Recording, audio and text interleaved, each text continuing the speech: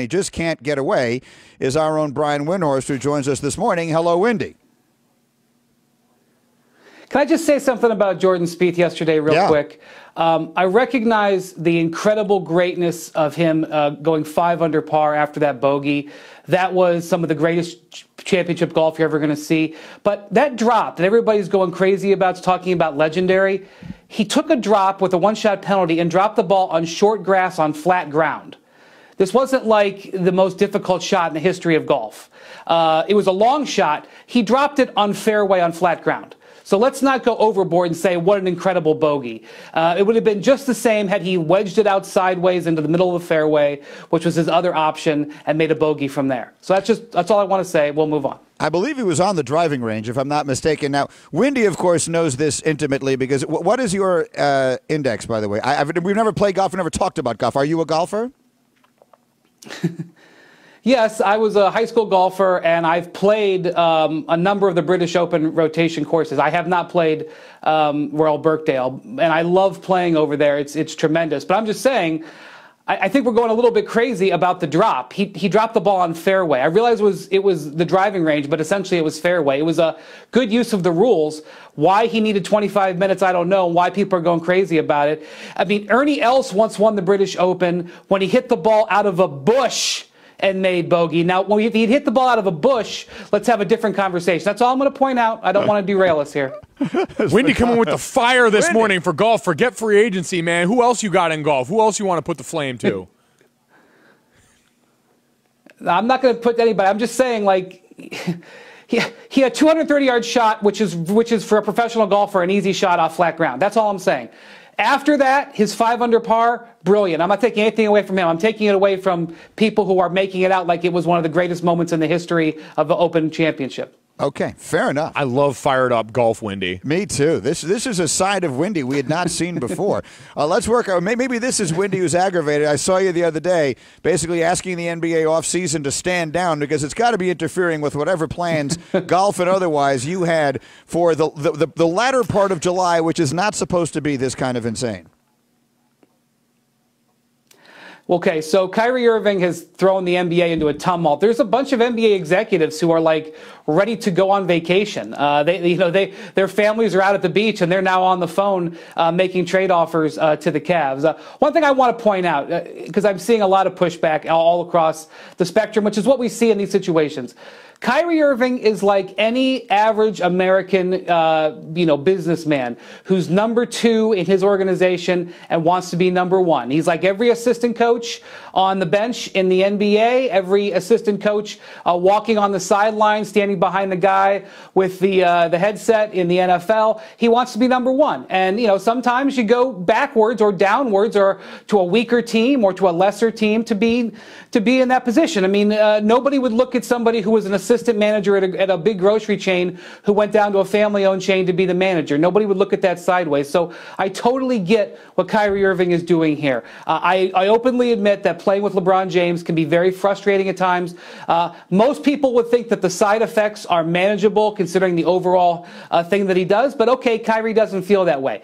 I question Kyrie's timing, because I feel like the Cavs still have 1 year left of a great run, and if the Warriors stumble or there's an injury, they could hold another championship. And I wonder why Kyrie wouldn't want to go through one more year. But hey, I'm not in his skin. He can make the choice. I think he's threatening his legacy a little bit here because he may view himself more like Kobe. Other people in the league view him more like Stephon Marbury, who broke up with Kevin Garnett and was never had the same opportunities in the NBA. But okay, let him go out and do it on his own. I question his timing, but okay, he's going to do it now. And he's an incredibly attractive player, not only because he's 25 years old and an all-star, but this is something that's very important, especially in today's NBA. He is a marketable star. He is more marketable in some ways than Paul George and Jimmy Butler. He may not be a better player than those guys, because those guys play both ends of the court, but this guy is one of the most popular players in the world. His shoes sell very well. He attracts very well to young fans. And I'm going to just say that there are owners who are going to salivate at the business opportunity of trading for Kyrie Irving, and the Cavs' eyes are wide open on that, and that's going to affect their trade talks.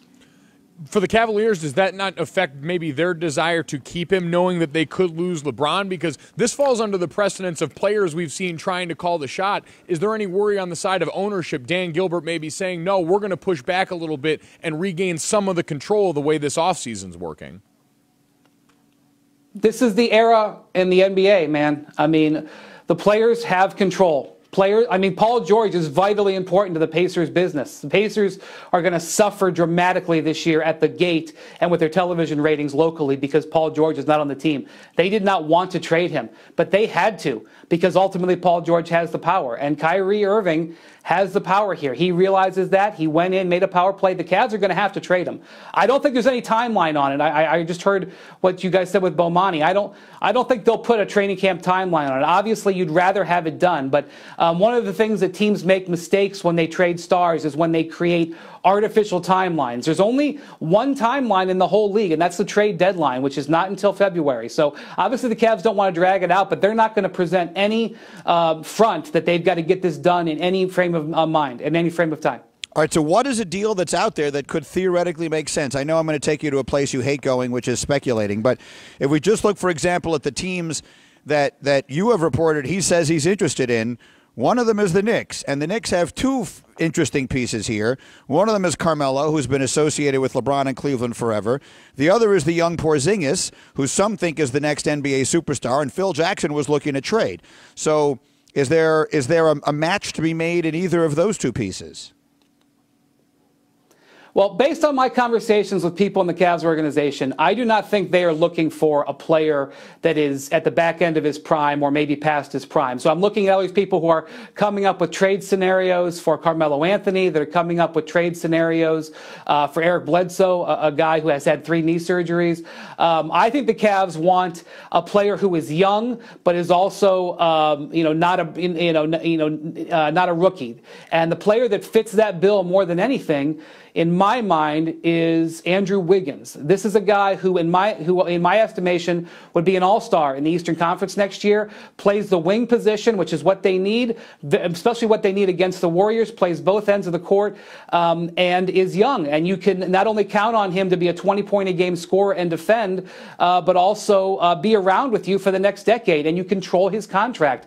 Porzingis would kind of fit that mold, but I don't see why the Knicks would trade Porzingis for Kyrie Irving. I certainly wouldn't if I were the Knicks, and if I were the Cavs, I sure as hell wouldn't do a deal for Kyrie Irving where my prize back was Carmelo Anthony at this point in his career. And LeBron has made it clear he's going to keep his hands out of it. That doesn't mean he won't get on the phone with the guy they might trade for so that they can talk about what would happen. He's not going to turn his phone off, but LeBron is not going to be sitting there next to Kobe Altman, the GM, and saying, get me this guy and not that guy. The Cavs are going to have to make this deal with a focus on their future and their future. And so I got to believe they're looking for more of a player like Wiggins, who is not brand new into the league, but also still young. And unless the Knicks are willing to go to Porzingis, I don't think there's much of a conversation.